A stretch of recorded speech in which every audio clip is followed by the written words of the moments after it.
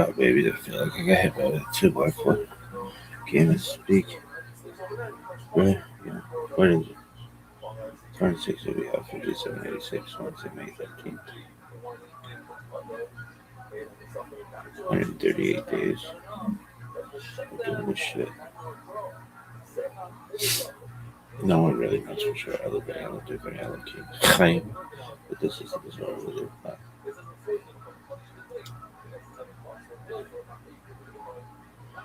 3761, creation of the world, birth Adam and Eve. Chava. 3631, 137, Adam was born. 3526, 235, Enoch, 3, 3526, 235, Enoch, son of Seth was born. 3436, 325, Kenan, son of Enosh was born. 3366, 395, Mahalo, son of Kenan was born. 3301, 460, Yered, son of Mahalo was born. Oh man. I'll share Kiddushana with myself. It's Banu. I'll Sefirat HaOmer.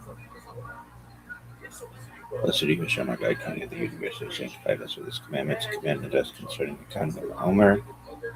Today is 42 days of the Omer, which is 6 weeks of the Omer. May the merciful one restore unto us the service of the Beit HaMikdash speedily in our days. Amen. Shalom. Dude, that song off the top of our fucking head, that is amazing. Coffee, kebab, coffee.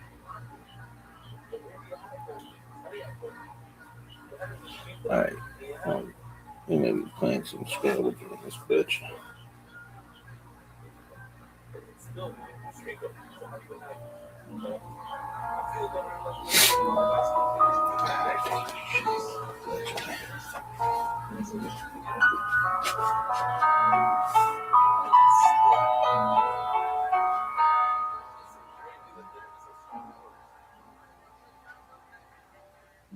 Tell me, what is the owl? I'm Dr. Justin Sledge, and welcome to Esoterica, where we explore the arcane in history, philosophy, and religion. One of the most difficult aspects in starting to study Jewish mysticism and Kabbalah is getting a handle on just how those ideas developed over time. It's tempting to think that, for instance, Kabbalah has just always existed in the form that we have it, or that Kabbalah is just one thing at all. Of course, neither of these positions is really tenable. Such notions developed greatly through the ages and are still developing. And there are now, and there have always been, numerous mutually exclusive schools of Jewish mysticism and Kabbalah. This class is meant to serve as an introduction to Jewish mysticism and Kabbalah from the point of view of its incredibly complex development from the prophets of ancient Israel and to the rise of modern Hasidism in the 18th century. Of course, this series isn't meant to be exhaustive by any means, but only should serve as a springboard for deeper study and reflection, and hopefully it will also enable you to situate developments in Jewish mysticism and Kabbalah in their historical and cultural context, and hopefully embolden you to dive into the primary texts, which are admittedly as sublime as they are obscure. Let me express my gratitude to Congregation Tchia for allowing me to use these lectures to reach a larger audience here on Esoterica.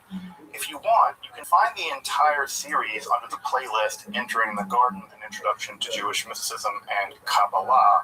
I'll be uploading them over the next few weeks, or if you find these episodes after autumn of 2021 and you want to watch the entire series, you can find them in that playlist. If you find this series on Kabbalah interesting, I'd hope you check out my other content on topics in esotericism and perhaps consider supporting the production of free academic and scholarly topics in occultism, hermetic philosophy, by joining my Patreon apps with a one-time donation. You can find those links below, and I really appreciate your consideration. Now, let's enter the garden of Jewish mysticism and Kabbalah. So let's do a little recap. I hope you had the chance to take a look at the episode on Merkava or Hechalot mysticism. And so in order to recap a bit, what I want to do is take a look at those mysticisms just briefly, because in some ways they're going to link us to the topic we're going to be dealing with this evening, and that is the topic of Jewish magic. As you may remember, the apocalyptic mode of Judaism produced a novel religious way of being, but the proto-rabbinic circles, the early rabbis, did not like apocalyptic Judaism for lots of reasons, one of which is that it seemed to encourage a kind of bellicose, warlike behavior, and it seemed to commit people to a kind of determinism. And determinism, as you might imagine, doesn't really inspire people to be better. It just says, accept your fate and go on with it. It's all part of the divine plan. Well, the early rabbis really didn't like that idea. They really thought, no, we can choose to live differently than we're living. We can choose a different world.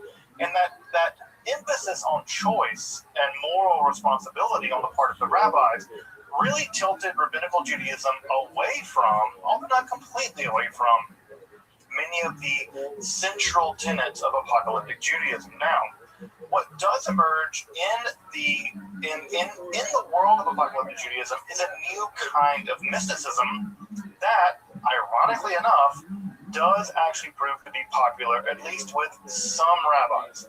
Now, I don't want to paint a wide brush or paint with a broad brush and say, yes, all of Merkava and Shir Koma mysticisms are popular among the rabbinical elite. That's definitely not true. If you know anything about rabbis, one of the things that rabbis do as a hobby is disagree with one another.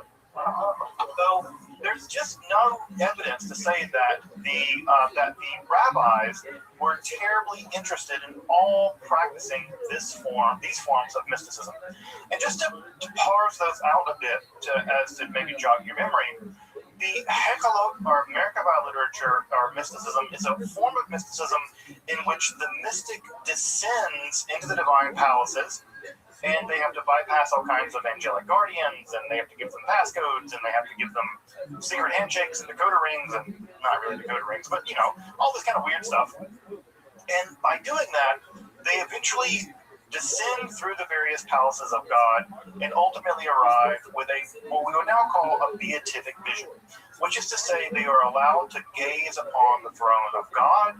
In some of this literature, they're allowed to sit upon the throne of God, which I always imagine, like, when you were a little kid and you would sit in the big kid chair, and you would sit in like the big people chair, and you would be like real small sitting in a giant recliner.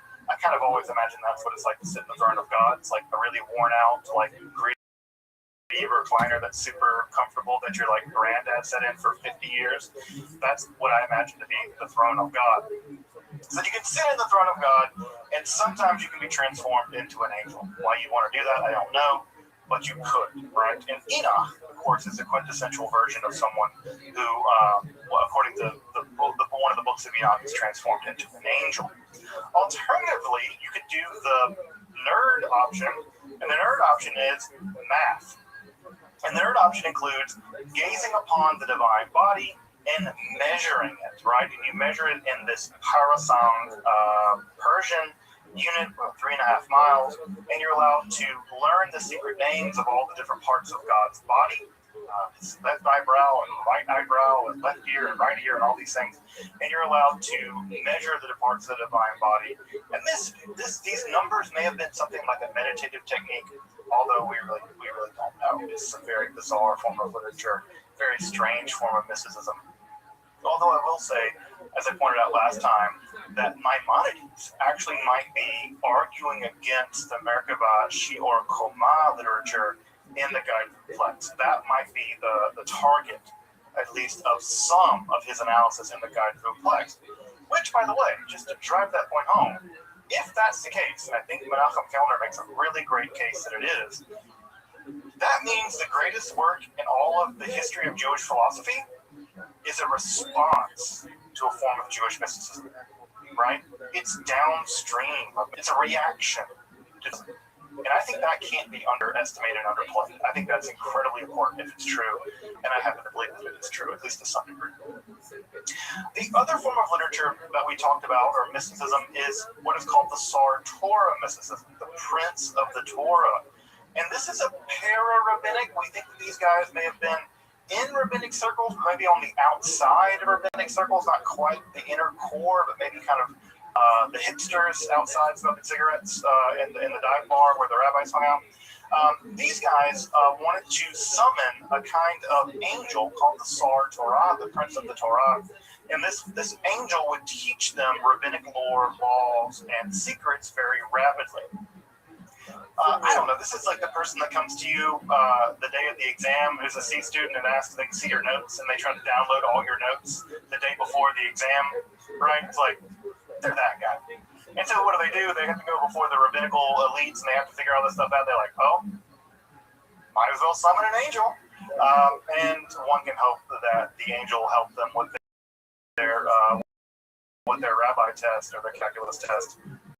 I will say, however, that if I could just learn the liberal arts by summoning an angel, I would have done that. And so clearly I didn't. Just as a last thing to remind folks, dozens of these manuscripts survive. Dozens, right? And history is a bad place. History is a dangerous place. It's a vicious place. Very little survived, right? When you write a book down on papyrus in Egypt, the odds of it surviving anywhere outside of Egypt are pretty low. And so we have dozens of examples of these texts surviving, being transmitted into Europe, surviving into the Middle Ages, in the world of the Hashdi Ashkenaz, for instance, the world of the German pietists, who we'll get to later. These manuscripts survived, which means at some level they were popular, they were copied, they were probably practiced. So we see them being used over and over again. We see elements of the Hechelot literature appearing, for instance, in the Talmud. We also see elements of the Hechelot literature appearing in the New Testament, which I don't have to remind you, is a Jewish text written by Jewish people, right? So the New Testament also contains some mentions of Hechelot literature, which is just to say that all of this is a witness to the popularity of these forms of mysticism and what might be called quasi-magic. And I say quasi-magic because the Sar Torah literature is a kind of quasi-magic, right? It is a kind of quasi-magic. And when I say quasi-magic, you are in fact summoning a being, right? You're in fact summoning a being to magically teach you stuff rapidly, right? You can't learn things rapidly normally.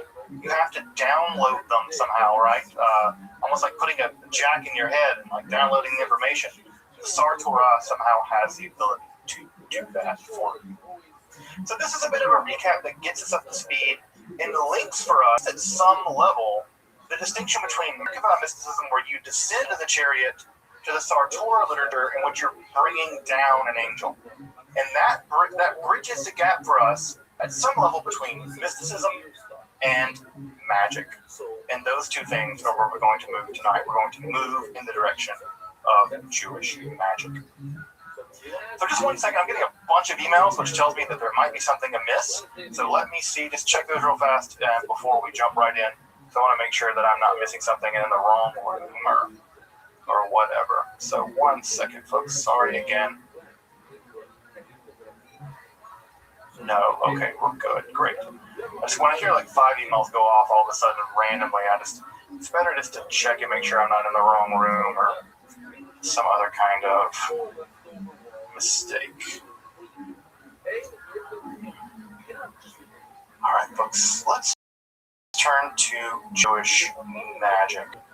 Now, as you might imagine, magic and Jewish magic more specifically present a lot of complex problems, right? They present a lot of complex problems. The first problem is that the term magic and the concept of magic is basically impossible to pin down. Scholars have been trying to pin down what exactly one means by magic for a couple of 100 years, maybe more than that, really more than that. Because the problem with magic is, where does magic end and where does religion begin, right? It seems like magic is causing things by supernatural means. Well, what about prayer, right? That seems like a kind of supernatural causation, right? So magic is always a term that's very difficult to pin down exactly what we mean by it. And just to give you some evidence of that, this is a recent volume called Defining Magic. Here, right? Defining Magic. It's about 260 pages, pretty dense academic literature of about 30 or 40 different scholars trying to do just that. And guess what? They don't. They all agree that you can.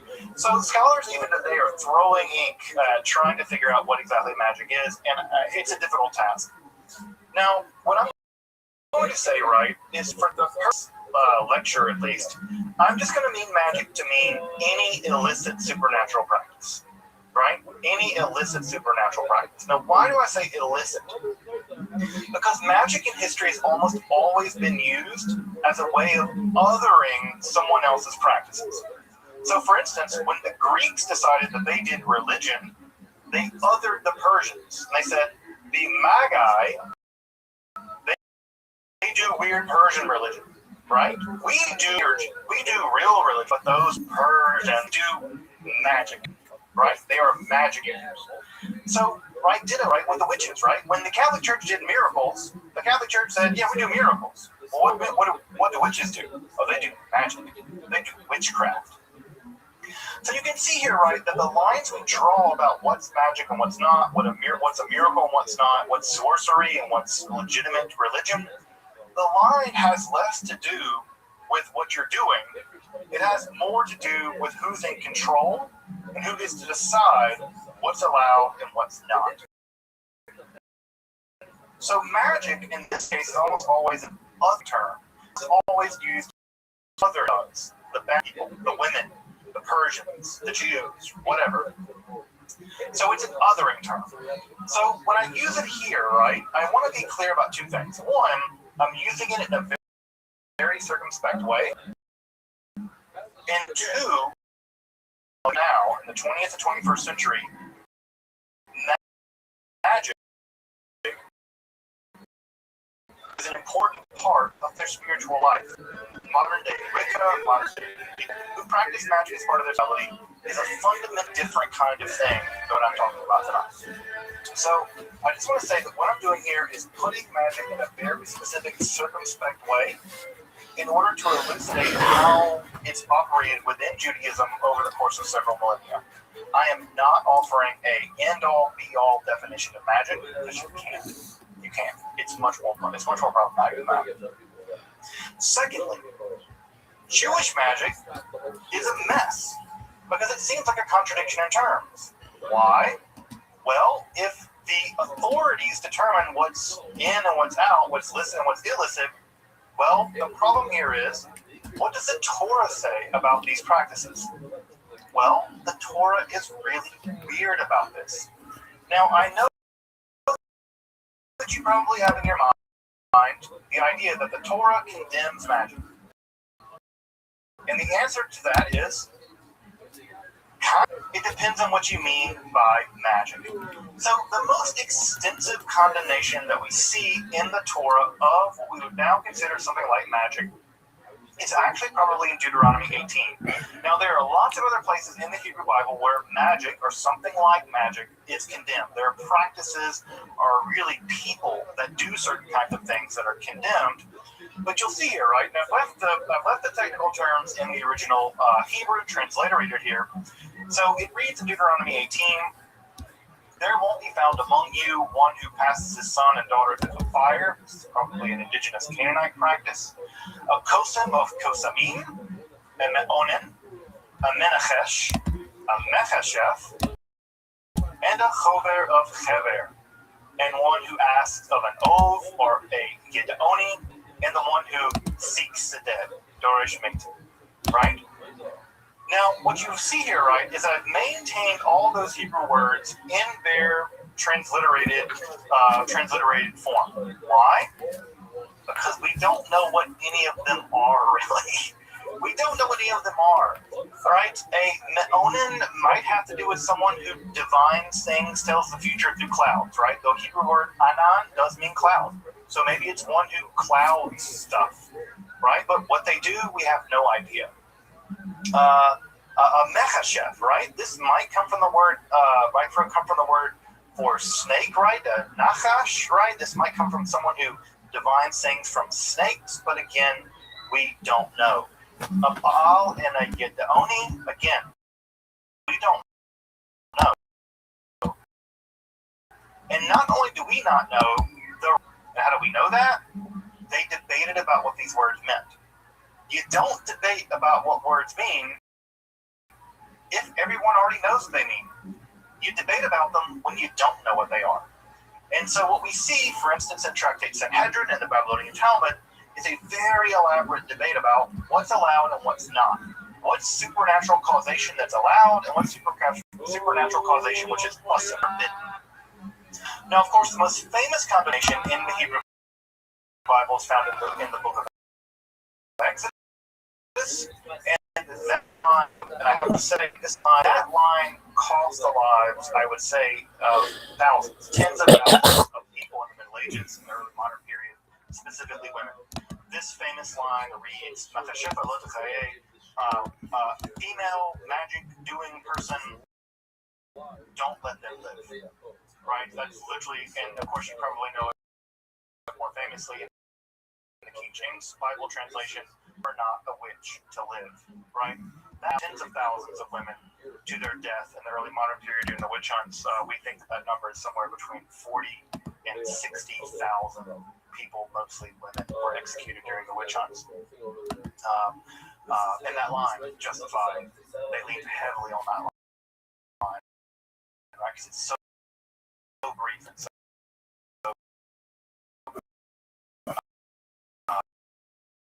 terribly profound.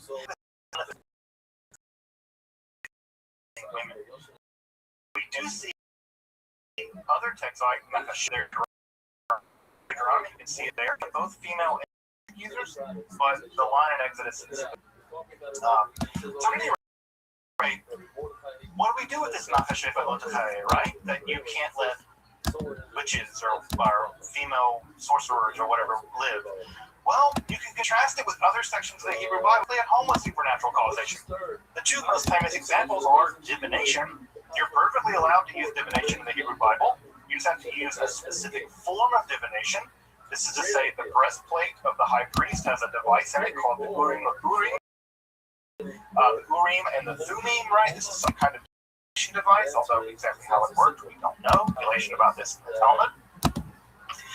If I say it worked, who knows what it really was. And of course, the other more infamous ritual is the Sotah ritual, in which it's suspected of adultery. Notice there's no male version of the Sotah ritual. There's no men suspected of adultery. You have to endure this, in which a woman is forced to consume a broth made of sand and ash and things, and drink this, and assuming that if she's committed adultery, it would cause her stomach to become upset, and she would be executed.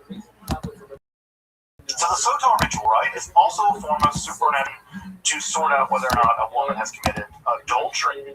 These are both examples of supernatural causation that are allowed in the Hebrew Bible. In fact, there's an entire tractate of the Babylonian Talmud dedicated to the Sotah ritual. So it's clear that these forms of supernatural causation are illicit, while the other ones, right, being a Memonin or a Menachesh, those are for. So we do, however, get some clues, right? One of the great boons of 20th century archaeology was that we figured out how to read Akkadian. Akkadian is the language of the ancient Babylonians. It's a distant cousin of Hebrew. And guess what we find there? Cognates. And cognates are the jam of any linguist, right? Because if you can find a cognate in German and Old Gothic, right, you might be able to figure out from the Middle High German what the Old Gothic word might mean. And it's just fantastic. This is a great thing. So, ditto, right, we find the Akkadian word, for instance, kishpu, which does mean evil magic doer. And look at that, right? Look, we find, right, with the word machashefa, right, you can see, if you know some Hebrew, right, you can see the exact same root word, right? The ka, the sha, right, and the pu sound, of course, is unique to Akkadian. We have a very clear word for sorcerer, magic doer, because if you read the Septuagint, of course, is the Greek translation of the Bible, Hebrew Bible, into Greek. The Septuagint actually translates the word machashefa as poisoner, pharmakeia, right? It translates it as poisoner. So they kind of up-translate it to make it a bit more rational, but it's very clear from the original Hebrew that the word does, in fact, indicate a specifically female magic doer person. That's a really, really bad translation, but you get the drift. From the Akkadian word kishbu. Now, does the Torah condemn all magic? As we've seen, Kind of not. It depends on what you mean by magic. You may remember this is image here from one of our first lectures here on Jewish mysticism. This is the Kitif Hinnom amulet that was found in a grave in Jerusalem. Well, why might you put the priestly benediction in a grave? Well, you might put it in a grave for magical purposes, to protect the dead from things like evil spirits. Why? Because we see that kind of practice occurring all over the ancient Near East. Again, the Israelites are an ancient Near Eastern people, and they mimic, they incorporate practices from the wider Near East. And so when you see an amulet written on silver with blessings on it, the natural leap is that this document is some kind of amulet to protect the dead, perhaps from evil spirits. Well, if that's true, and I think there's good reason to believe that it is, that makes the earliest section of the Hebrew Bible ever recovered an amulet, and therefore a magical object. Now, just let that settle in. That would mean that the earliest example of the Hebrew Bible that is ever is a magical device. I think that's profound when thinking about the history of magic. That means magic predates, at least in terms of material culture, everything else we know about the Hebrew Bible. And I find that to be profoundly interesting.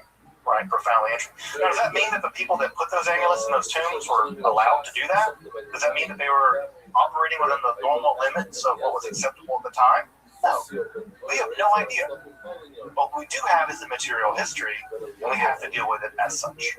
Right? It's not for me to judge yay or nay. All I can say is someone wrote a blessing that eventually became part of the Hebrew Bible on a silver amulet and put it in the tomb. And anywhere else we would see something like that, we would jump to the idea they were doing magic. Why not just let that evidence speak for itself at some level?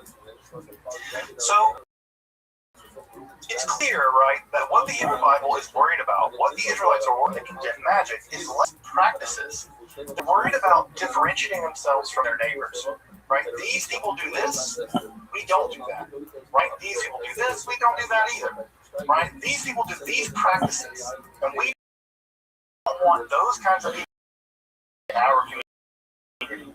So note that the condemnations here in Deuteronomy, people, be a kesamim, don't be a me'on, don't be a menachesh, right? Don't be a chover chever. Don't be a person that does that. It's not a condemnation of the practice per se. It's a condemnation of those kinds of people being in your community. And as we'll see in just a minute, right, many Israelites, at least one Israelite, a famous one, had to consult with one of those people. So again, well, the condemnations we see here are not condemnations of practice typically. They're condemnations of people doing those practices. Why? Probably identity formation. We're not those people. We're not those kind of people. But also, it's theologically threatening. If you're moving in the direction of monotheism, right? If monotheism is in your wheelhouse, and you're moving in the idea that there's a singular God who does everything in the world, well, where does it down the road, or Chava down the road, and they can like monkey around with the reality and like bring people back to life, or curse crops, or make people fall in love with each other. It seems like they have access to supernatural powers over and against the supernatural powers of your God. And that's worrying. That's a theological worry. Because if your God is the only God and the only one really in control, who are these people? And what are they tapping into? How do they have access to these weird powers? They can make someone fall in love with someone else, or make someone get a sickness, or cure a disease, or bring someone back from the dead. That's all very anxiety producing. If monotheism, strict kind of monotheism, is ultimately where you're going, where God and God alone has those kinds of powers. And of course, you'll see that same anxiety play itself out later in, for instance, Christianity. But Christianity has an easy answer to that. Their answer is they're working with the damn devil, right? And if they're working with the devil, that's how they do this stuff.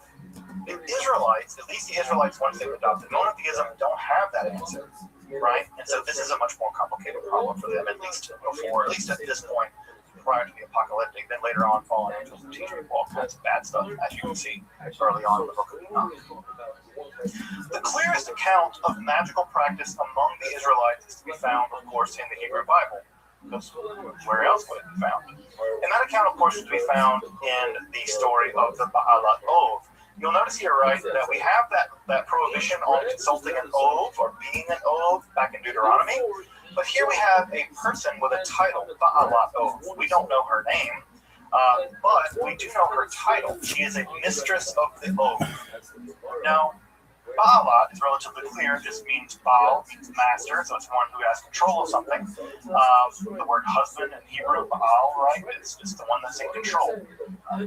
Whatever. Misogyny aside, the Ba'alat Ov here is a mistress. She is a she, at least gender-wise, grammatically speaking. And she's a mistress of the Ov. Now, we don't know what the Ov is. It seems possible this word is related to Av and maybe roughly related to the idea of ancestors, specifically dead ancestors, and therefore we might translate this word as something like the person who has access to the ancestors who are dead. Right? Now, that's a really clunky translation. The typical translation we'd use for that now is something like necromancer, right? Necromancy is manipulation of the dead for various kinds of powers, more specifically predicting the future. That's exactly what we have here with the Ba'alat Ov. But we don't know what this word Ov means, but I do think it's probably related to the word dead ancestors. These are special people that have access to those dead ancestors. So, you may know this story, right? Saul is in a war with the Philistines. King Saul, first king of Israel, is in a war with the Philistines. Oh, dude, I was just gonna. Well, not only going badly, God has abandoned Saul. Saul goes to. I'm responding to you. Okay, well, I mean, are you ready to lose? Let's just get down to brass tacks. And, well, God doesn't pick up, right? So when you have an invitation. You're in a big problem, and you call someone and they don't pick up. Well, it's over. Well, Saul freaks out. So what does he do? He goes to an Ov, right? He goes to one of these people, the Ov, and he consults with what this woman character here. It's over, folks. And she does successfully. Dude, you fucking rigged it. You rigged it. Recently deceased prophet Samuel. Yeah, you sat there and made sure that you had all of the words that you needed. Dude, I'm not stupid. Now, we do see in other texts, for instance, in Akkadian text, in Ugaritic text, where the dead are. Folks, this motherfucker sat here until he had a beneficial role and then sent it to me. That's fucking. I sent you one. Yes, you sent me one, but you kept doing it until you had a really good thing. No, you would have multiple. No, I wouldn't have. That's not how it works. And I am really interested to read it because this is a very mysterious problem. Sometimes the Philistines are referred to Rephaim as giants. It's a really mysterious term in Hebrew. At any rate, the Ba'alat Ov in Endor does successfully summon the ghost of Samuel, the Ruach of Samuel, and of course, like all. I mean, this is the highest level of cheating I've ever seen. Never go to a prophet to get good news. No, I just saw the tiles and I had like go to the good news section. I just rearranged them. The bad news is Garbage. God has abandoned Saul. He's gonna die tomorrow. Garbage and lies. God abandoned Saul. He died the next day. In fact, he committed suicide dreadfully on the battlefield. So the Ba'alat Ov is a clear example of an Israelite narrative where magic works. Right? There's no question. The text never says, and the Ba'alat Ov was full of it, and she was a liar. In fact, it paints her very, very nicely. She's always depicted as preparing food for them, being very conscientious. She even says that when Saul comes to consult with her, that he's outlawed this practice, that she doesn't want to do it. He has to force her to do it at some level, and she obliges him. So the Ba'alat Ov is nothing like the crooked-nosed evil witch of Hansel and Gretel tales, right? Inherently malevolent and preying upon people. Saul goes to her. She refuses. He insists. She summons him afterwards when he's terrified of his impending. He tries to comfort him with food and drink out of her own commissary, right? She's a relatively poor person, we can imagine. So the image of the Ba'alat Ov, and sometimes this term is described as the witch at Endor, I really don't like the translation witch at Endor, because the term witch is so loaded in our imaginary that it summons an image of this woman utterly unlike how she's presented in the text. So I think we should call her what the text calls her. We should call her a Ba'alat Ov, because it indicates that she's an expert. Right? She's an expert at this, right? And clearly she is. Also, for my Star Wars fans, right, you'll recognize the name Endor. Endor in Hebrew, of course, becomes Endor in Star Wars, and there's a lot of weird Star Wars stuff in the Hebrew Bible in Star Wars. So, anyway. So, the Ba'alat Ov of Endor, it's very clear that the writer of at least that text in the Hebrew Bible clearly believes in the power of the Ba'alat Ov. We don't learn anything else about her. She comes into the story, she gets a few verses, and then she's gone. We never learn anything else about her. At the same time in the Hebrew Bible, there are a lot of weirdos, right? A lot of weirdos, right? The Bible's full of weirdos. The most weird, perhaps, are Elijah and his student Elisha. And these two guys are associated with all kinds of miracles. As you may remember, they're weird prophets from back in the day. They're called Ish Elohim, men of God. It's a weird, specific term for folks who are able to not only do prophecy, but also do miracles. And the only times in the Hebrew Bible where the dead are resurrected are always in relationship to Elijah, and that's the only time in the Hebrew. That's amazing, because the dead being resurrected is a big deal, because typically only God has power over life and death, and Elijah and Elisha are both respectively able to resurrect the dead, at least those recently dead. In fact, people can be thrown into a grave and jump out alive. It's really spectacular. By the Second Temple period, Solomon, King Solomon, the son of David, is also associated heavily with magic, specifically the ability to control demons. Again, remember in the apocalyptic period, angels and demons kind of burst on the scene in a way that they hadn't previously in Israeli literature. I don't know how you help me. These sort of supernatural, malevolent creatures, or at least dude, you use the fucking amazing opportunity. You use the blank tile there? And one of the magical means that we learn about early on, as early as the Dead Sea Scrolls, by the way, and also dude, you're getting every fucking advantage ever. First century, the ability of Solomon to control demons. Specifically, demons were used in the construction of the first temple.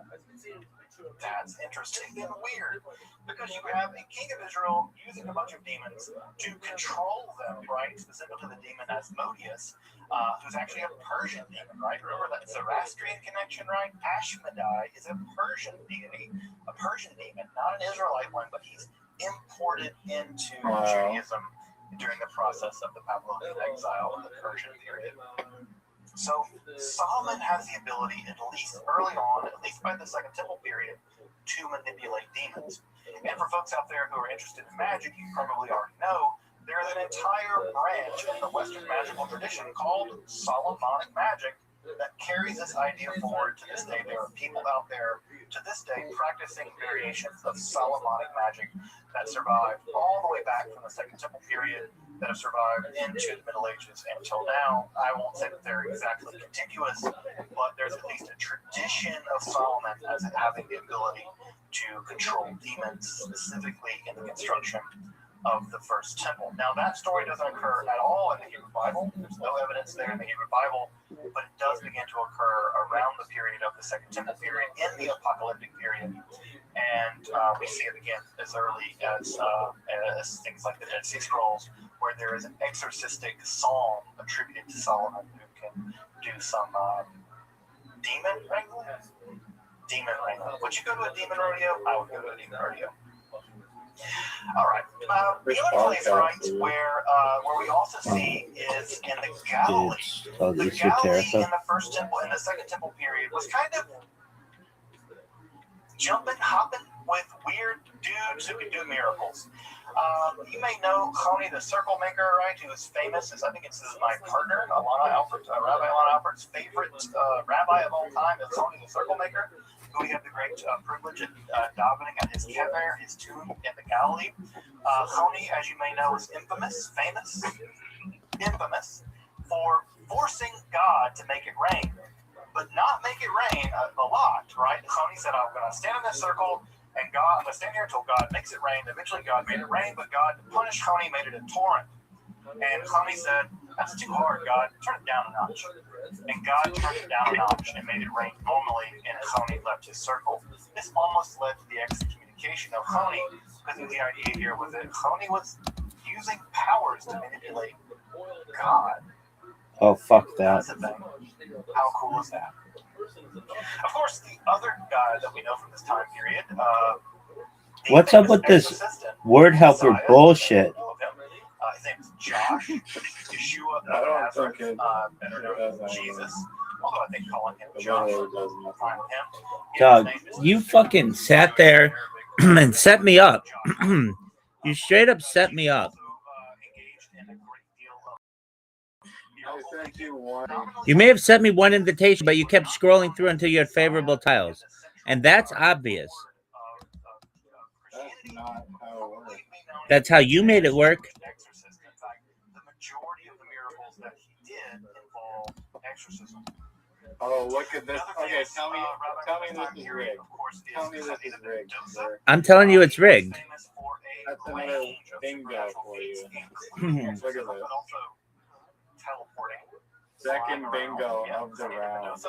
Dog, this is so rigged. It's not even fun. Damn. That's This game is rigged.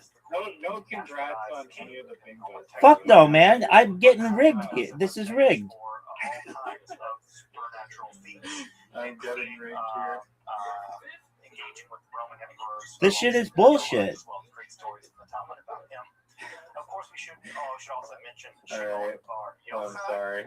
who would be famous as the writer, allegedly, of the Sacred Zohar, the central text of Kabbalah. We'll get to that in a few weeks. But of course, Shimon Bar Yochai is also attributed to have committed a great deal of miracles. My famous, of course, is that after hiding from the Romans in a cave for many years, he emerged from the cave and was so disgusted with the impiety of the people around him that fire shot forth from his eyes and killed a bunch of people. And he realized that his powers were too strong and he had to restrain them. And so he retreated back into the cave to wait it out. So we have something like Jewish Superman. Although the guys that invented Superman were Jewish, so I don't know. Maybe the laser eye thing they learned Cheder. I have no idea. I'd like to believe that Superman's laser eyes are attributed to Shimon Bar Yochai, but I'm going to believe that. I'm just going to go believe that they are derivative of Shimon Bar Yochai, but I don't think that's true. The image here, of course, is Jesus engaging in the exorcism, his most famous exorcism, the Gerasenes demoniac, who Jesus famously threw into a bunch of pigs and ran them off a cliff. It's a really great anti-colonial read of this exorcism ritual that I think is really important, but that may be a story for another day. Now, you might just think, all this magic stuff is unique to a bunch of weirdos in the Galilee. Jesus and those cats are around him. No. Rabbinic literature, the Talmud, is absolutely filled with all kinds of magical practices, including things like adjurations. They're magical incantations to be used against various kinds of demons. There are all kinds of demons in the Talmud. The Talmud is full of demons, specifically disease-causing demons. There are massive lists in the Talmud of lucky and unlucky numbers. One of my favorite discussions in the Talmud is in Pesachim, the tractate about Pesach, where you are told to not Fuck you, dude. wine in pairs because that attracts demons. And if you drink wine in pairs, right, that can attract demons, and that's bad. So why don't we do 4? This is the most garbage setup I've ever seen. A glass of wine with a unique action that interrupts them, so you're always drinking the wine in odd numbers, 1, 1, 1, 1. Also, by the way, if you've ever wondered why we say on Pesach, welcome to everyone who wants to come, they can come in to eat, we always say that in Aramaic. Why do we say it in Aramaic, not Hebrew? Well, the rabbis say the demons don't understand Aramaic. They do understand Hebrew, so we say it in Aramaic, so the demons will get invited to our house and eat our food. I'm not kidding you. That is a belief in Rabbinic Judaism about why we welcome people into our home. Pesach is Aramaic, not in Hebrew. Demons don't understand Aramaic. I don't know why they don't take a Bible class or do a lingo class to learn it, but maybe the demons are very busy. Further, the Talmud is filled with astrological speculation There are amulets and incantations, specifically, for instance, one against blindness. There's a pretty famous one there against blindness. There's also a really famous one where you kind of engage a duel with a demon, and it causes if you do it correctly. There are also even the accounts in the Tractate Sanhedrin of the creation of artificial people and animals. These are typically referred to as golems, and we will be spending some time talking about golems here, just as we did with the Sefer Yetzirah. Now, all of that stuff I just mentioned is considered completely allowable. You can do astrology, you can make artificial humanoids, you can banish demons, you can do all kinds of stuff, right? There's a lot of things that look a lot like magic in the rabbinical imagination, but what's really clear is that not everything is allowed.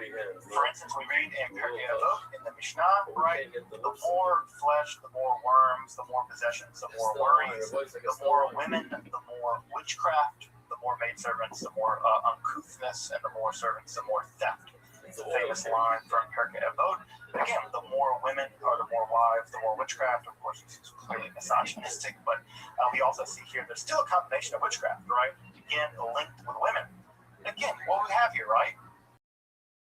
What men do, what rabbis do, making things, that's okay. It's when women do stuff like that. Ugh, that's witchcraft. You see it? The othering, right? When men do it, yeah, we can get by. When women do it, it's witchcraft. And this again, here's an example of what seems to me patently a form of magic, right? This is from Tractate Gittin in the Babylonian Talmud. Gittin has to do with divorce. The rabbis taught, on coming from a bathroom, a man should not have sex until he's waited long enough to walk half a mile. Why? Because the bathroom demon is with him for that time. And if he does have sex, his children will be epileptic. So we have a theory of epilepsy, not a very good theory of epilepsy. But what's the reason? If you go into the bathroom, there's a bathroom demon. By the way, the bathroom demon features prominently in the Talmud. So the bathroom demon, once you go to the bathroom, they attach themselves to you, and they follow you for at least a half a mile. But I guess after half a mile, they go back to the bathroom. And so if you have sex with the bathroom demon attached to you, then your children may become epileptic. Is that magic? Well, it'll do until magic gets here. Looks like magic to me, right? Superstition, magic, religion. The boundary between all these things is fake, right? The boundary between all these things is fake. Now, if you're curious about if I'm just listing a couple weird things, I'm listing the least weird things, folks. There are far stranger Doug, you things shouldn't that even talk. You set me up, and it's just left a bad taste in my mouth. For the Federation, in fact, 8-week class just on Jewish magic. So you're getting basically the Spark Notes version tonight. But I can guarantee you, if I can fill an 8-week class with Jewish magic, I guarantee you there is a ton in there. So after the time period of the apocalyptic, Jewish magic really goes international. That is to say, Jewish magic leaves Palestine, and there is a great deal of magic out there in the world. I may have to speed up a little bit just to make time here. But if I go a little bit over, hopefully we'll forget. In the early common period of magic, and Jewish magic was heavily syncretistic, which is to say that Egyptian, Roman, Jewish, pagan elements were all muddled together to form a kind of international magical practice, international magical language. And an enormous amount of magical documents and magical devices are attested in the ancient world. These are gathered together in what's typically called the Greek magical papyri, of which there are numerous examples of Jewish magic being practiced in the ancient world, both by Jews, but also non-Jews using Hebrew or using Jewish names for God for their own magical purposes. Why? Because they thought the Jews and the Jewish God had some kind of special magical power. This is just a small gathering of some of the magical devices that are definitely associated with Jews that have survived from the ancient and late classical world. So you can see here we have love spells, right? If you would cast this into a fire to form a love spell, you see a Difficciones, right? Difficciones is a curse tablet here written upon in metal that would be used to curse people. You see amulets here that invoke angels, right, to protect you from various kinds of spirits. You see a curse here on the left-hand side, written on papyrus that is survived from the late classical period, early medieval period. And perhaps most shockingly, you can see one of the 3 skull devices that have been found with Hebrew incantations written on the skull of a dead person. The skull incantations we have, I can pull it up for you later if you want to read the entire incantation.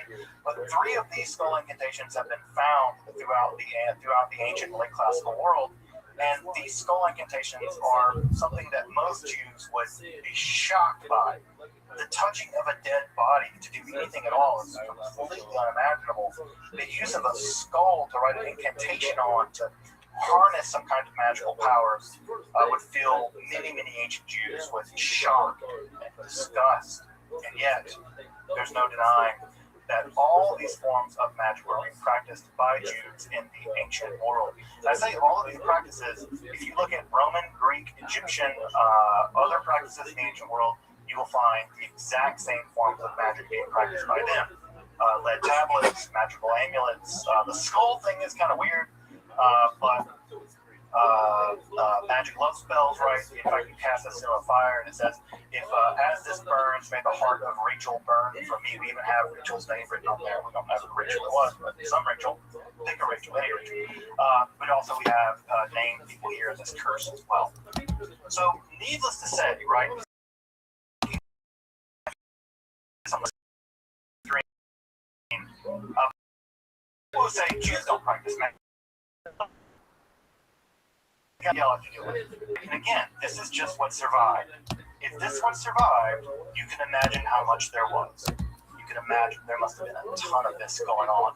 In fact, what's great about this one here is that there are spaces left for the names to be put in, which meant this was made commercially, right? So this device was made commercially, and then the magical practitioner would go in and add the names in later to kind of make it work. This is being sold. This was a commercial object you could buy in the shuk or whatever in the market from a ritual expert, and they would call people to curse people or call people to flourish or whatever. A very popular form of Jewish magic in the ancient world, but also a popular form of Christian, Mandean, and pagan magic was incantation bowls. Incantation bowls were bowls with images typically of demons. Some of our earliest depictions of the demoness Lilith are found in these incantation bowls. They would be, you would draw an image of the demon that you want to bind. You can see that these demons here are bound with chains. You can see that their hands are tied here, or they're bound with chains. And then an incantation will be written around the periphery of the inside of the bowl, and then the bowl will be buried upside down, right, concave part down, in the doorway of your house. And the idea is any demon coming in would be captured by the bowl, right? It's sort of like a glue trap, like you would use on a mouse. Don't use glue traps on mice, that's really, really cruel. But kind of like a glue trap, but for demons. For demons. So these bowls were meant to trap evil spirits from entering your home by turning them upside down and burying them in the lintel of your home. Of course, mezuzahs are used for the exact same purposes. In many cases where there's a terrible illness in a home, still to this day in the Haredi world, the rabbi will ask to check the mezuzahs to make sure they are in order, to make sure that evil spirits didn't enter the home because of a faulty mezuzah. By the way, this demon bowl right here, if you ever get down to the Kelsey Museum in Ann Arbor, you can see this exact bowl. This is in Ann Arbor at the Kelsey Museum on display. There's an excellent little museum there, but you can see this exact incantation bowl for my Michigan people. Get down, go to the Kelsey Museum, see the incantation bowl. You may notice here this is just a lot of wiggles. You're right, it's a bunch of wiggles, but it's wiggles that look like Hebrew, vaguely. Well, not everyone can read. So, if you couldn't read, you might get the wiggle bowl. But if you could read, you would get the real incantation bowl with the real incantation written around it. So we have these illiterate bowls, right, that are written with pseudo-script. And by the way, we can always tell who they're meant for because the Aramaic ones are always for Jews, the Mandean ones are the Mandeans, the other ones for Christians or whatever. So everyone was using these. There are thousands. If you get your chance to go to the Royal Museum in Toronto, they have one of the largest collections of these. Fuck yeah, baby. Even when this motherfucker cheats, I win. So if you really want to get your fill of demon bowls, you set me up. go to that one day we review today arts. Loved it. Completely authentic. All right, it's William Montgomery's theatrical debut tonight. I feel like this is an authentically Jewish way. I don't know what that dealing with means. fears about monsters. Ever heard of Busboy, son? To make these molds and maybe have a bit of catharsis and try to make the demons in the molds. I want to watch Anyway, that. it says again, the Jews don't use magic well. Dude, why are you judging Demon incantation your molds. favorite comedian? If he's so funny, don't you think he'll make you laugh? Just as a bit of wrapping up, folks, I want to go through these a little Isn't he more. in it for Coming close like to a time. TV? Another text that begins to emerge. So then it should be really funny for at least a few scenes. Right, books we might call grimoires. These are books of magic. Yeah. One of the more famous, very early ones is called the Sacred I don't know if Zine. you read my message. I've I'm done very episodes on my tired. esoteric channel. Get the fuck out of here. Being no, I read it. I'm not gonna give you shit. Sweet dreams, way to cheat. I don't understand why you would cheat like that, but okay, that's cool. Take care, man. Alright. Take care. Peace. I won. Wait. This system uses an elaborate system of angel magic and magical symbols. These magical symbols here we'll see all throughout Jewish magic. Champion. To use this magic The to best. do what you want, whether it's winning horse races or gaining love or turning invisible or whatever. The Sefer HaRazim has a spell for you. It uses these various magical, it manipulates angels by using various kinds of magical symbols to get you to do what you want. Remember, the Sar Torah literature does something similar. It allows you to rapidly learn rabbinic lore. Here we're having it used to do a lot more wider things, including things like turning invisible and healing people of sicknesses, and also cursing people with sicknesses because it doesn't get salty sometimes. Another famous text from around the 10th century is the Charba de Moshe. This is an Aramaic magical book that uses a first section, which are long strings of Hebrew or Aramaic letters, and then you would extract out of those long strings Hebrew Aramaic letters certain sections. I've highlighted a section here that you would use for doing various things, and you would use those sections along with a magical spell, and those magical spells would empower those code words, and those code words would do all kinds of various things like turning invisible and making people fall in love with you, cursing people and turning invisible, the same kinds of things that most magical spell books actually do. They're pretty repetitive once you get into them. So this one's interesting because the Sword of Moses is that long list of seemingly random Hebrew letters, which are then extracted out and then used for magical purposes that I mentioned earlier. So the sword is actually what is going on to be used.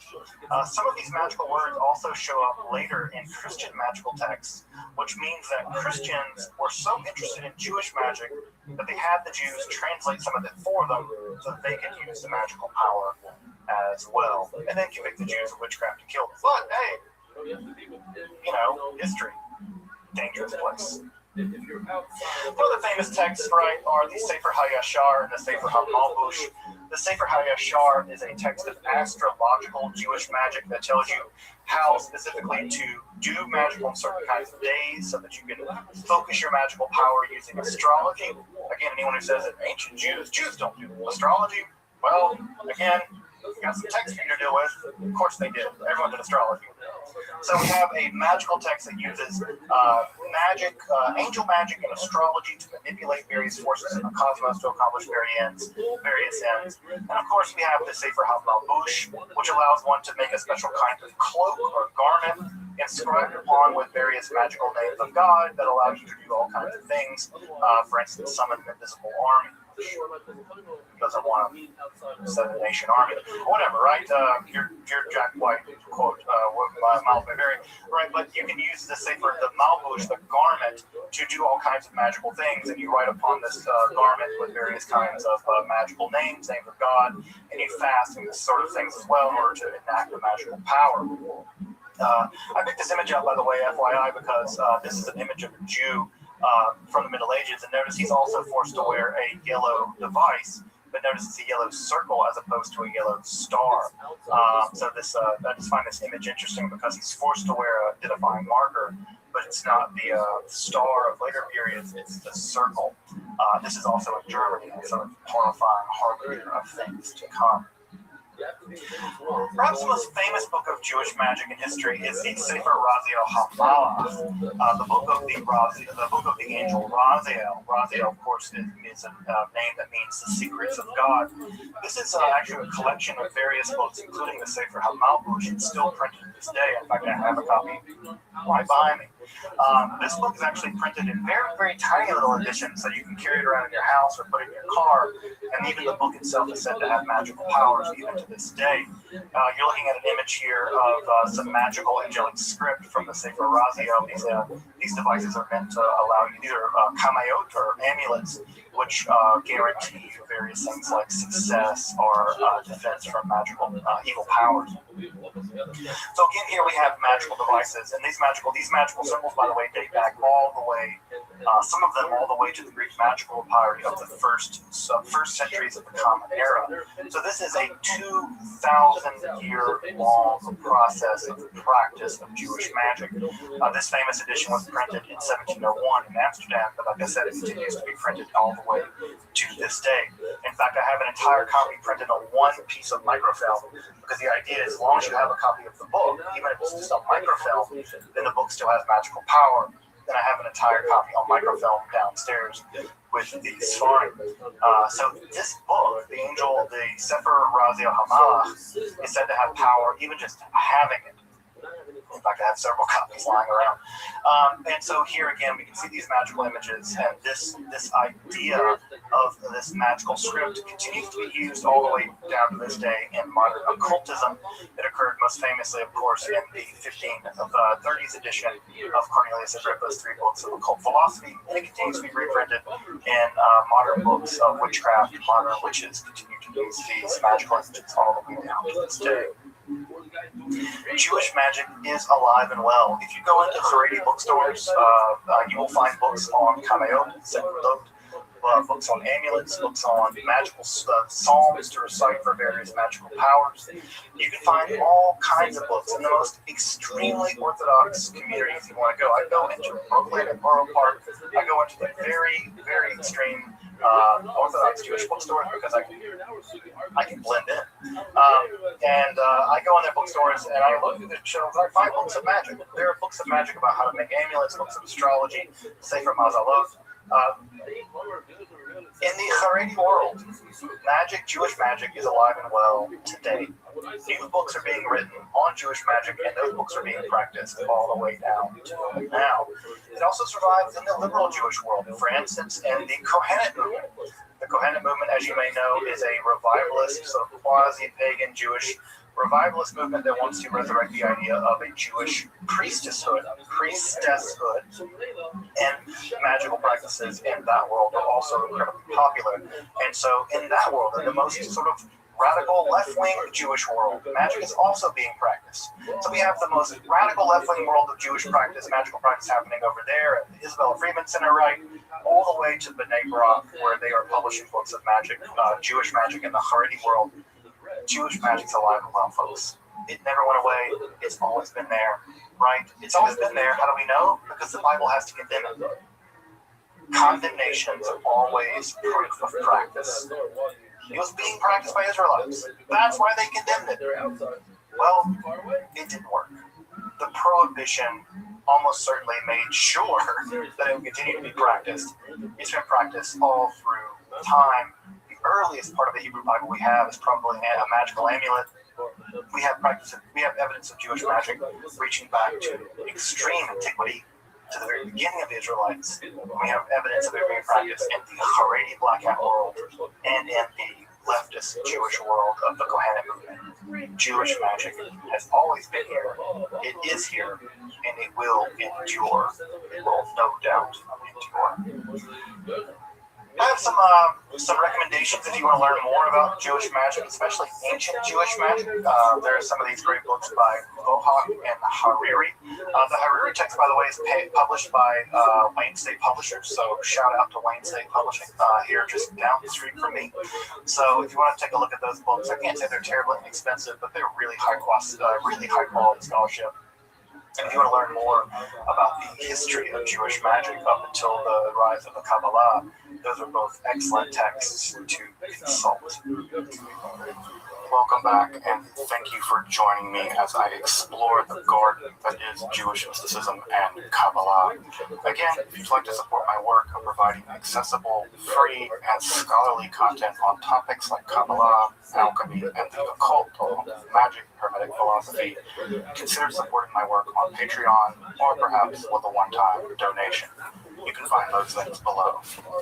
Until next time, I'm Dr. Justin Sledge, and thank you for watching Esoterica, where we explore the arcane in history, philosophy, and religion.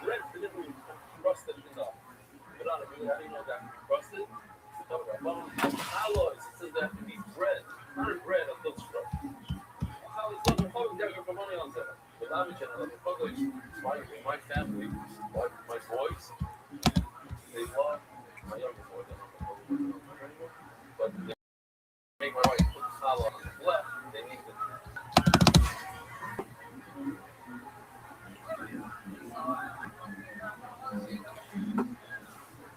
It's not a crusty like hard rock. It has to be crispy with turn on the oven and the this. They have a whole mouth. Okay, anyway. So, it's a thing. Malami Jin, Allah calls you looking farmer for them. Okay, you see how that's the thing that it's from. It doesn't call it Yaakov, the one that I'll say about. Malami Jin, Allah calls you looking bread, Yaakov Rabbanim, that in order for the bread to become Kadosh, you have to share the Kadosh. Zevach Kadosh, this is the Kadosh Zevach. That's Malami Jin, Shchotah, Shchotah, Long Kadosh. Like everything else, the Yiddish guy have to have the right income. But to sit there at the Seder, it's difficult. Prepare a little bit. To have Kavanah, what we're doing, why we're sitting there, we used to be slaves, we wouldn't have slaves today, we're eating this, the matzah, yet so matzah, the corn, that's not good, like, just a slight thought changes the whole thing. Harama. Related to the matzah, this is shit. What is this? Ooh. Guards from Schlingerdaskell, an 1800 booker, the event just ended in New Jersey. Let's see. We're going to record the biggest act ever. Are you ready?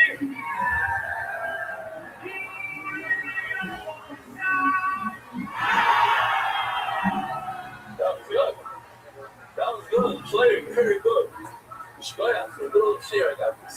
I did not see this before. Shkoya, another Mari. Mari, do me a favor if you don't mind. If we're able to put this into tomorrow's not going to give it my sushi. I edit something on my screen and see it. Okay. Yeah, thank you. Otherwise, I'm going to forget. It's very good. Good. We're a slave and you're slave dancing.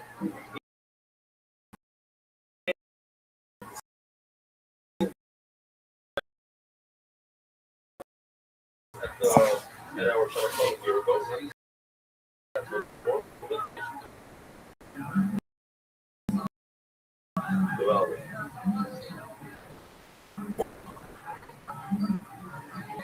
Okay. Did you talk about Rocco?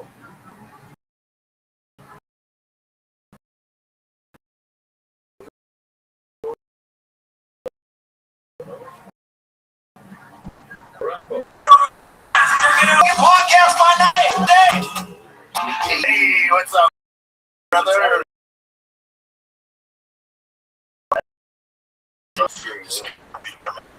This weekend, Sean Strickland was on. But before we even talk about that, bro, how to a van? He's fighting about 5 years. That's what's scary. Crazy. 5 years. Crazy. And he has some holes for sure that certain guys expose.